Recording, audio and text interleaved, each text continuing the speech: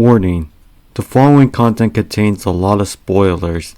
If you don't want to get spoiled, feel free to click off this video and watch a different video of mine. You're free to come back here after you completed the anime. Viewers' discretion is advised. This was a wild anime experience. I'm sure you're not going to believe me when I explain this anime plot, since it has a weird, crazy story to tell here on this channel. Before I explain the anime plot, let's get right to the introduction.終末トレインどこへいく, also known as Train to the End of the World, is an original anime series created by Apogigo. A manga series was released 7 days before the anime, which was written by Apogigo and illustrated by Torimura. It lasted only 3 volumes and 15 chapters from 2024 to 2025, while the anime series was released in 2024 and lasted only 12 episodes. It was animated by EMT Squared, another animation studio that has anime I am unfamiliar with. Without further ado, let's get right to reviewing.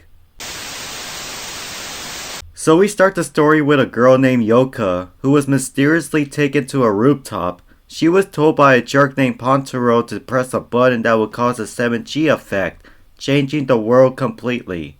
2 years later, we're taken to a town named Agano, and in Agano, everyone turned into talking animals. But we do get introduced to 4 human girls: Shizuru, Nadeko, Reimi, and Akira. They haven't turned into animals because they aren't 21 years old to become one. However, let me fast forward a bit to show you that the girls found a newspaper with their old classmate Yoka in Ikebukuro. So later on, Shizuru finds a train conductor's cap and gives it to Enjeru, which turns him from an old man into a young adult. He starts talking about how bad Pantaro is and that he wants his revenge on him, but 5 minutes later, he turns back into an old man. This means he has a limited time to be a young adult and talk like a normal person. Oh yeah, when he's an old man, he doesn't talk at all. He just makes strange noises. So the next day, Enjeru teaches Shizuru to start the train, which she does, but her friends and Yoka's dog, Pochi, joins her, and we start our journey here.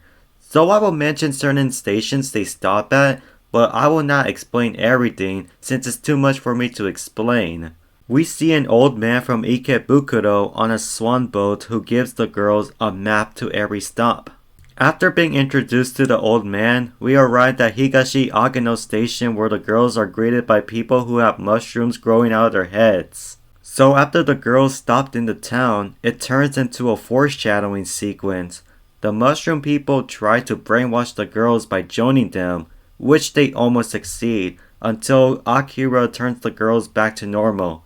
So they go back to the train and leave. While on the train, Akira secretly grows a mushroom behind her back, not saying where it actually grows from, so the girls removed it, which caused Akira's personality to change. This caused the girls to panic, so they contacted Enjeru through Morse codes by banging a mallet on the train tracks. Enjeru then tells the girls to go see the doctor who lives near Inariyama Koen Station. So once they arrived at Inariyama, both Shizuru and Reimi enter a miniature town and were attacked by miniature JSDF.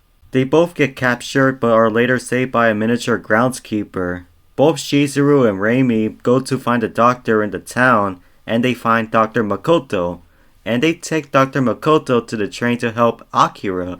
They then made Reimi feed Akira with mushrooms, but it didn't work, so Reimi takes pages of Akira's book and force feeds it to her, and this successfully cures Akira, so the girls leave. Alright, I'm going to explain one more stop and go straight to explain the Ikebukuro part since the last part are too much to explain and are not important for me to talk about. After an altercation with Shizuru and her friends, she ditches the train with Pochi in anger. While ditching, she takes a wrong turn where she is confronted by a zombie queen named Mito, so Mito takes Shizuru with her. While that's happening, the girls leave the train to go find Shizuru, and they find her while disguising themselves as zombies. They then take Shizuru back to the train, but Mito and her zombies block the train tracks, preventing them from leaving. Shizuru then goes to Mito to see that she's a human, so Mito befriends Shizuru and her friends and they let them go. Now, let's move on to the Ikebukuro parts. Remember Pantaro? Turns out he's been controlling Yoka while in Ikebukuro ever since the 7G incident. He erased all her memories, making her not remember anything. She is then called a Witch Queen since that's what everyone calls her. So much so that when the girls finally make it to Ikebukuro and see Yoka, Yoka doesn't recognize them, not even her own dog. So the girls run away as Pantaro and his people chase them down. Later on, it is discovered that in order to change the world back, they have to press the 7G button. So when Akira and Mito press the button, nothing worked. But when they spot Pantaro escaping with Yoka on a train together, it is discovered that Yoka is the one who can press the button to change the world. So the girls follow her. After some difficulties trying to get her on the train Yoka is in, the girls successfully go on the train and confront her. They then help Yoka regain all her memories and make her reverse the 7G effect by pressing the button. After Yoka pressed the button, the world went back to somewhat normal. Yeah, the world didn't go back to fully normal as I thought it would be. Either way, in the end, the girls go back on the train, which means the anime ends with the girls with Yoka involved traveling back to Agano to start their reunion. I'm sorry if the anime's plot was confusing. I was also confused while watching it. So yeah, let's move on to the animation.